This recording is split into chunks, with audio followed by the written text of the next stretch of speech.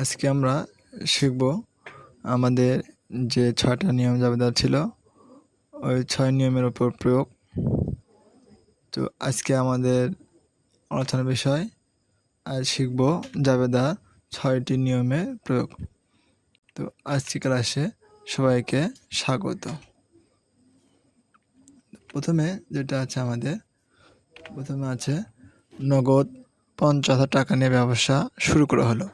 তো আমাদের ১ নম্বর নিয়ম ছিল ব্যবসা শুরু করা হলো, চালু করা হলো, আরম্ভ করা হলো। এরকমভাবে শুরু করা বোঝালে ছিল আমাদের যে মালিক যা নিয়ে ব্যবসা শুরু করবে তা ডেবিট আর মূলধন হিসাব ক্রেডিট। তো যেহেতু এখানে নগদ টাকা নিয়ে শুরু করছে এজন্য হবে দেখি নগদ হিসাব ডেবিট, মূলধন হিসাব ক্রেডিট।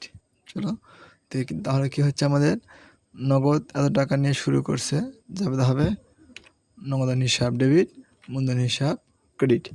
আশা করি এটা বুঝতে পেরেছ। তো আমরা আবার শিখবো জাবেদার নিয়ম নাম্বার ২। চলো সেখানে কি আছে, নিয়মে আছে নগদে পণ্য ক্রয়। আমাদের নিয়ম ছিল পণ্য দ্রব্য মাল ক্রয় করলে ক্রয় হিসাব ডেবিট, যা দিয়ে ক্রয় করবে তা ক্রেডিট। যেহেতু এখানে নগদে পণ্য ক্রয় করছে সেহেতু জাবেদা হবে ক্রয় হিসাব ডেবিট, আর নগদে ক্রয় করার কারণে হবে নগদান হিসাব ক্রেডিট। তো আবার যাই আমরা ৩ নম্বর নিয়মে যাই। ৩ নম্বর নিয়মে কী আছে, নিয়মে আছে ধারে পণ্য ক্রয়। তো নিয়ম ছিল আমাদের পণ্য দ্রব্য মাল ধারে পণ্য বিক্রয়। তো নিয়ম ছিল পণ্য দ্রব্য মাল বিক্রয় থাকলে যা দিয়ে বিক্রি করবে তা ডেবিট আর বিক্রয় হিসাব ক্রেডিট।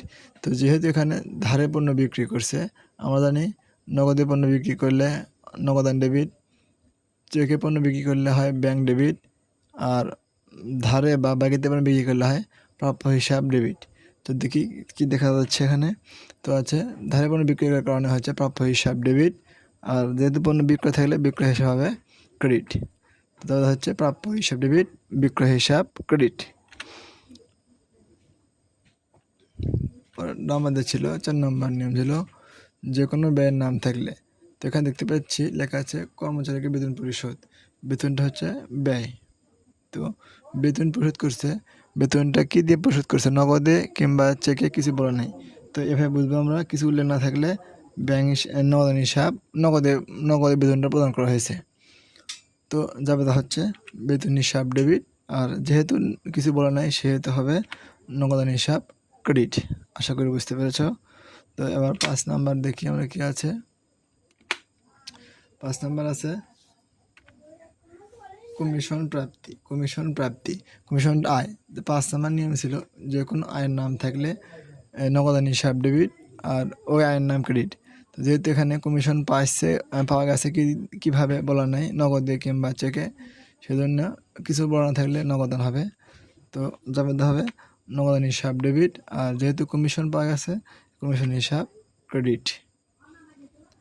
তো আসি আবার পরেরটা কি আছে, ৬ নম্বর নিয়ম আছে মালিক ব্যক্তিগত প্রয়োজনে ব্যবসা থেকে এত টাকা নিলেন। মালিক ব্যক্তিগত প্রয়োজনে নিলেন, নিজ প্রয়োজনে নিলেন, তার পরিবারের জন্য নিলেন ইত্যাদি উল্লেখ থাকলে, মালিকের ব্যক্তিগত কিছু বলা থাকলে আমরা জানি এটা হয় উত্তোলন। এটা কি হয়, উত্তোলন। তো জাবেদা হয় উত্তোলন হিসাব ডেবিট, আর যা উত্তোলন করবে তা ক্রেডিট। যেহেতু এখানে নগদ টাকা উত্তোলন করছে এজন্য হবে উত্তোলন হিসাব ডেবিট, নগদ হিসাব ক্রেডিট। তো নিয়মে কিছু আছে আমাদের মালিক ব্যক্তিগত প্রয়োজনে ব্যবসা থেকে এত টাকা উত্তোলন নিলেন, মানে উত্তোলন হিসাব ডেবিট আর নগদান হিসাব ক্রেডিট। আশা করি সব বুঝতে পারছো। আমাদের এ পর্যন্ত ৬টা নিয়ম ছিল, ৬টা নিয়মে ৬টা প্রয়োগ দেখালাম। তো এরপর আমরা কোনো একটা বই থেকে করব, আমরা বই থেকে একটা উদাহরণ দেবো যে দেখো আমাদের ৬টা নিয়মের মধ্যে কীরকমভাবে আমাদের কমন আসে বা কীরকম ৬টা পড়লে হবে কি না। আমি বলছিলাম ৮০% জাবেদা ৬টার মধ্যে থেকেই হবে। তো আজ এ পর্যন্তই, সবাইকে সালাম, আসসালামু আলাইকুম।